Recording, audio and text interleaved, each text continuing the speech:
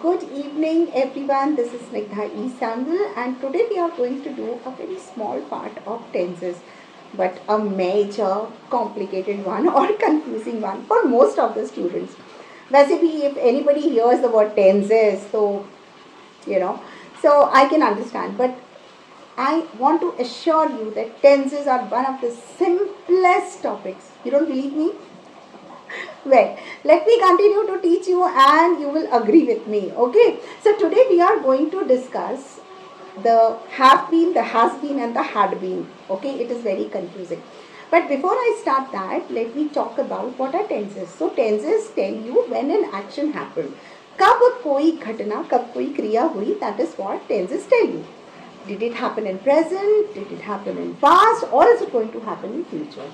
अभी, कल, वो हुआ था या होने वाला है, that is what tenses tell you, right?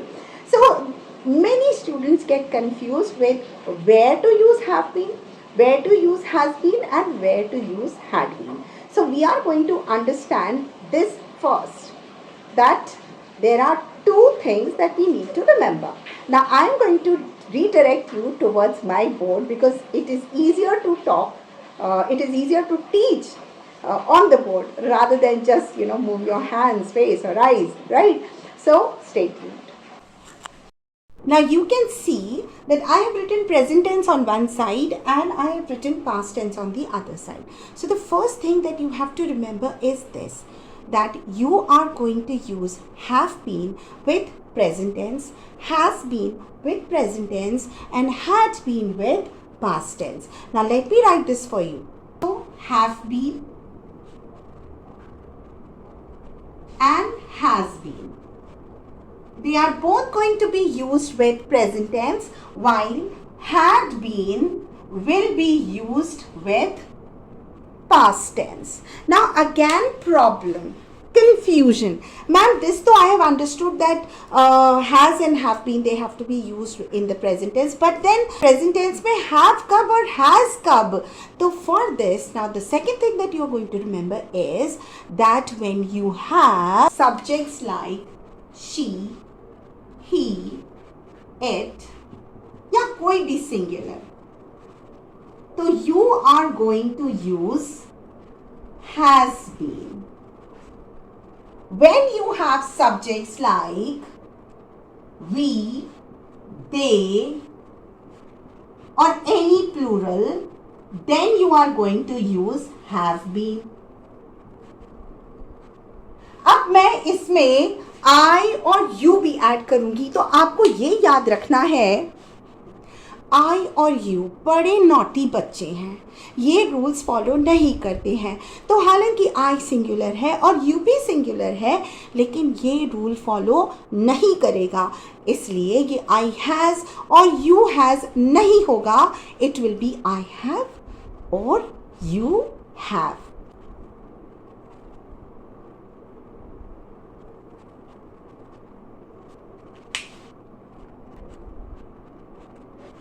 Now let us look at an example कि अब अगर हम थोड़ा सा और डिटेल में जाएं तो हम हैज़ बीन और हैव बीन तब यूज़ करेंगे जब हमारे कोई एक्शन पास्ट में शुरू हुआ है और प्रेजेंट में भी कंटिन्यू कर रहा है. एक्शन और situation that started in the past and is still continuing.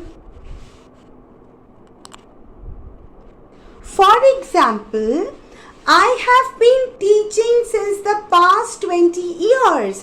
मतलब ये एक्शन 20 साल पहले शुरू हुआ लेकिन अभी भी कंटिन्यू हो रहा है. और क्योंकि मैं I कह रही हूँ, अपनी बात कर रही हूँ, तो मैं लिखूंगी I have been.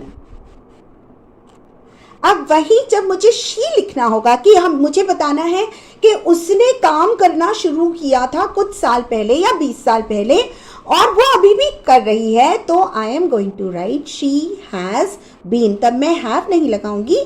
She has been teaching for 20 years. यहाँ हम फॉर की जगह सिंस भी यूज कर सकते हैं, लेकिन वो हम कब करेंगे, क्यों करेंगे, that is for another time. अभी हम सिर्फ फोकस करेंगे हैव बीन और हैज बीन पर.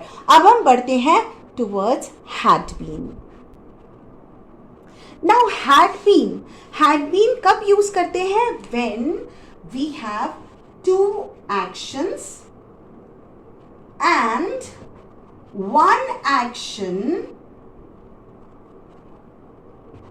was completed before another action. मतलब दोनों ही एक्शंस कंप्लीट हो चुके हैं, लेकिन एक एक्शन दूसरे एक्शन के होने के पहले कंप्लीट हो गया है। अब ये बहुत ही कंफ्यूजिंग लग रहा है, लेकिन जब मैं एग्जांपल दूंगी तो आपको ये बहुत अच्छे से क्लियर हो जाएगा।